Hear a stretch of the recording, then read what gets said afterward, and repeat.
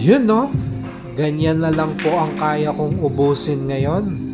Hindi ko na po talaga kaya ang break and run kahit anong pagpupumilit ko. Simula nung nagpasukan ay hindi na po ako gaano nakakapag-ensayo. Hindi kamukha noon almost every week ay nakakapag-ensayo ako. Lalo po nung binata days, talagang araw-araw ginawa ng Diyos ay nakakatumbok ako. Sa totoo lang po, nakailang take po ako nito. Kung hindi ako nagkakamali, mga 20 to 30 try po ako nito. Hindi kamukha noon hindi aabot ng ganito, nakukuha ko po agad. Feeling ko pababa na ang sere ko or rating ko.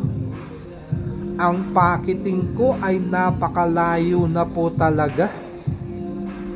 Ito kahit abala, pinipilit kong mag-ensayo dahil hindi na po talaga ganun ang tira ko kamukha noon.